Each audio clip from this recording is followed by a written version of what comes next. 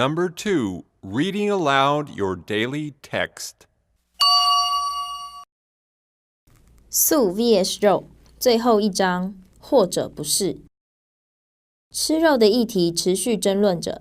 一位年老明智的男人来到教室，并坚持我们要有道德责任，而不去吃肉。一位学生反击人类可以做任何想做的事，因为人类是最强大的。这位年长的男人解释为何这个论点是错误的，以及我们不应该吃肉。Hi, everybody, and welcome back to the second part of our class. It's reading time, not quiet reading, reading aloud. We have an article today, an advanced article. It's a story, Teacher Howe's story. I'll read it aloud first, but then it will be your turn to read it aloud to practice your reading, speaking, and pronunciation skills. Here we go. Meet the final chapter, or maybe not. Teacher Howe and his students are still discussing the pros and cons of eating meat. It seems the argument is tilting in favor of the meat eaters, and the vegetarians are losing ground. All of a sudden, a big gust of wind blows the door to the classroom open, and a silhouette of a person stands in the door, surrounded by blinding light. In walks a bent-over old man with long flowing robes and a long walking cane. He is ageless. His face is lined with countless crevices, carved by the passing of time, but his eyes shine with the energy betraying his age. He walks in and takes his place at the front of the room. He brings his cane heavily down on the floor twice and demands the attention of all in the room. Animals, he states, are the wards of all mankind, and we are their guardians. We have the moral and ethical responsibility to protect them and not slaughter them for our gastronomic enjoyment.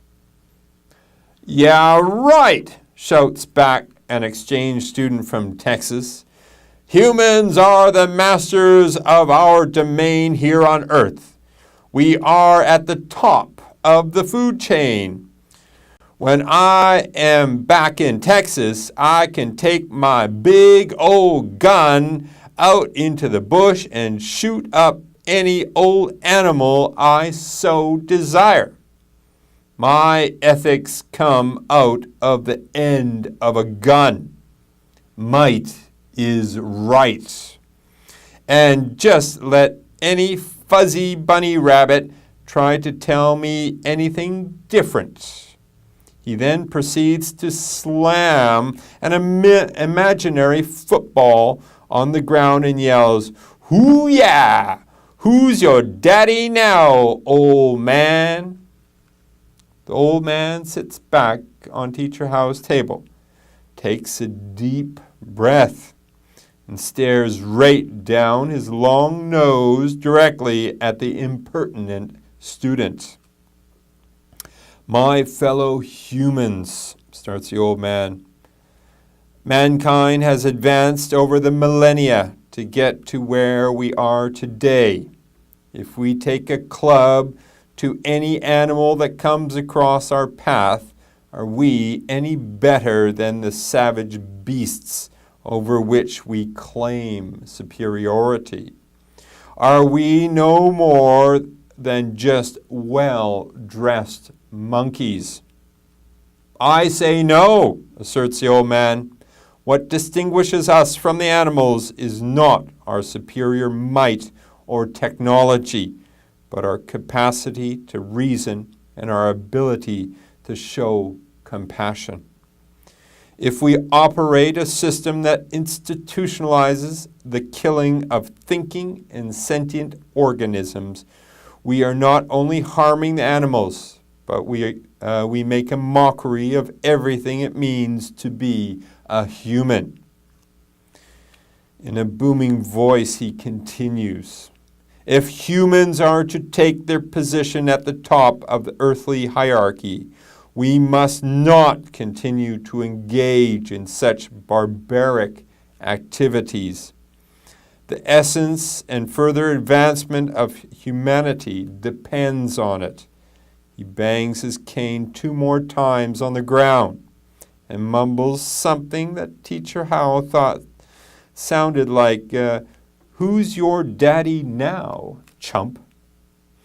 At the final bang, the door blows open with another huge gust of wind, and the old man disappears into a blinding light. The classroom went silent. The tension was palpable. The Texan students finally broke the silence. I guess I'm treating for tofu burgers. Teacher Howe did not have to scratch his head this time. He smiled and patted the Texan on the back. Is this the end? What do you think? Does mankind have to reassess its responsibilities towards the animal kingdom? That's it for our story, and that's the conclusion to several stories we've been talking about that was talking about eating meat or being a vegetarian. And many of the other students were talking about, like the business students or the nutritionists or the scientists, said it's okay to eat meat because we can solve all of our problems, and human beings like to eat meat and it's delicious and it's nutritious. But finally, in comes an old man. Who knows where he comes from? But he says in a very big voice, in a very wise voice, he says, listen, you can kill them right, but then guess what? You're no better than a savage beast. You're no better than an animal yourself. So what's the point of being human? To be human should be more than just being able to kill somebody or kill an animal because you're bigger and stronger. It says you must show reason and compassion. And that is what defines humanity, and that's what makes us better as a race. So he says, no, we shouldn't be eating animals. That's not very nice. It's not morally right. It's not ethically right. And you should not be killing animals to eat them. End of story.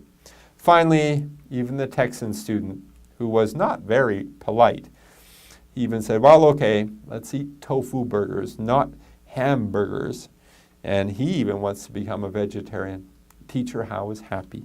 So it looks like the story is over. Or is it? Maybe it is, maybe it isn't. Tune in next week and you'll find out the answer to that question. Now, my reading time is up, but yours is just beginning. Take this story and read it aloud and read it to your friends, and I'm sure you'll have a lot of fun with it. That's it for our reading. Let's go on to the next part of our class.